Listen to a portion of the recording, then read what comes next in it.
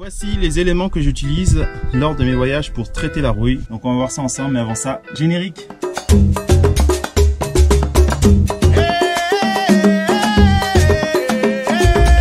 Salut!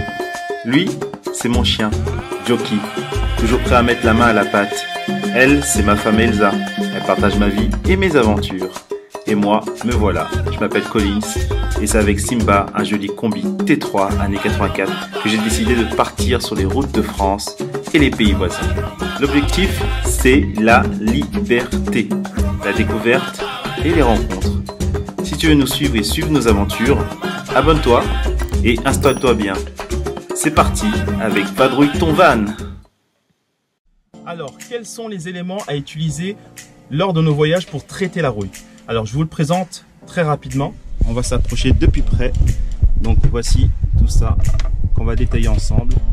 Alors, voici les éléments. Mais avant ça, je vais faire en introduction un partage d'expérience avec mon véhicule que j'ai eu l'année dernière.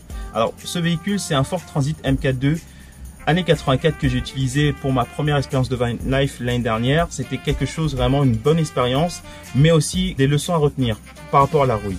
Alors, on dirait pas comme ça, mais il était quand même avec une rouille assez avancée, notamment parce que c'était un fourgon qui était doté d'un rehausseur. Donc qui permettait d'avoir un couchage capucine à l'intérieur du véhicule au-dessus de la cabine conducteur.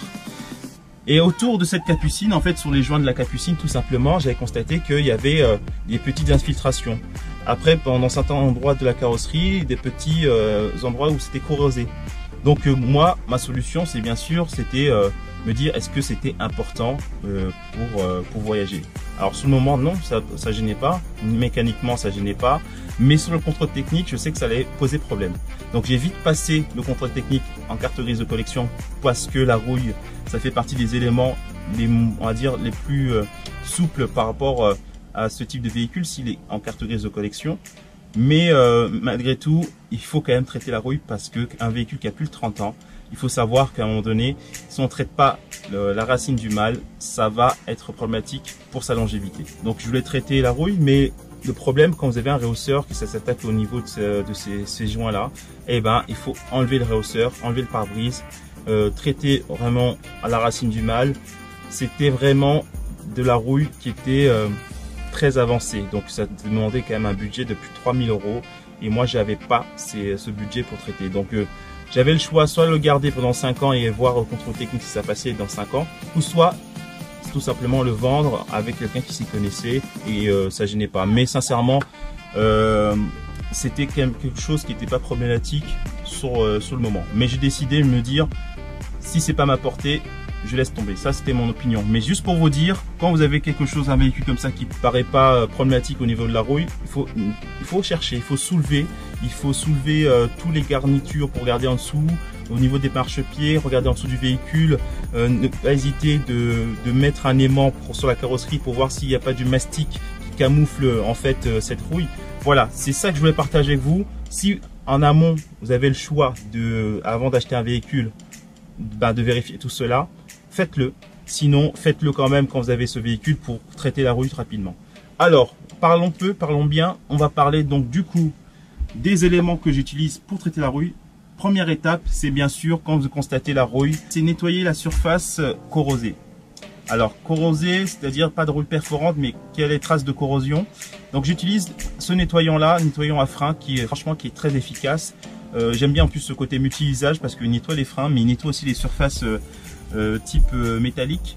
Donc voilà, j'utilise ce type de produit et sincèrement, avec son petit bec, on peut vraiment passer sur tous les recoins du véhicule. Donc je vous conseille ce type de produit. Donc l'huile de coude, ça fonctionne très bien, hein. N'importe quel nettoyant que vous semble efficace, mais moi j'utilise celui-ci. C'est vraiment multi-usage, c'est pratique et ça passe dans tous les recoins. Donc c'est du papier ponce avec différents grains. Tout simplement, ce papier là, franchement, ça prend pas de place et hyper pratique, surtout quand on a plusieurs types de grains à proposer, donc ça traite différentes surfaces. Donc ça, c'est la deuxième étape. Quand vous avez fini de reponcer, faut bien sûr renettoyer. Et si vous avez de préférence quelque chose qui est difficile à décaper, n'hésitez pas à utiliser une brosse métallique. Cette brosse métallique, franchement je ne l'ai pas utilisée parce que ça suffisait avec ce que j'avais avant. Mais ça aussi c'est très efficace, donc n'hésitez pas à utiliser ce type d'élément, franchement il est hyper pratique. Après, quand vous avez fini de décaper, il faut renettoyer, c'est un peu rébarbatif, mais il faut renettoyer, tout enlever, il faut vraiment que ce soit une surface lisse. Quand vous avez fini de renettoyer, je vous propose de moufler, c'est-à-dire la technique du mouflage, donc utiliser cette bande par exemple, donc moufler bien sûr autour avec cette bande qui permet donc du coup de délimiter les zones à traiter. Après, quand vous avez mouflé, il faut utiliser du stop rouille qui permet de stopper du coup l'avancée de la rouille. Donc ça vraiment c'est quelque chose qui est très efficace. Donc avec ce petit pinceau et comme si vous faites de la peinture tout simplement. Donc très efficace ce produit. Il faut laisser sécher, donc préférence laisser sécher à l'air libre, sinon avec un ventilo. Vous pouvez remettre une deuxième couche, donc remettre 2 couches de stop rouille et ensuite quand ça finit de ressécher, n'hésitez pas à repeindre par au-dessus. Voilà, avec moi je trouve une bombe acrylique, c'est très pratique. En plus vous avez mouflé, donc vous pouvez vraiment y aller. Il faut bien sûr bien agiter, donc c'est pour protéger en même temps le côté esthétique, comme ça il est préservé. Avec ça on peut voyager et traiter la route sur la route à la route. Si ça vous a plu, n'hésitez pas à faire un petit like, bien sûr, à suivre nos aventures, restez connectés. Moi je vous dis à la semaine prochaine pour l'épisode suivant. Pour le moment, je vous laisse avec ces belles images que j'ai pu faire des Alpes de Haute-Provence.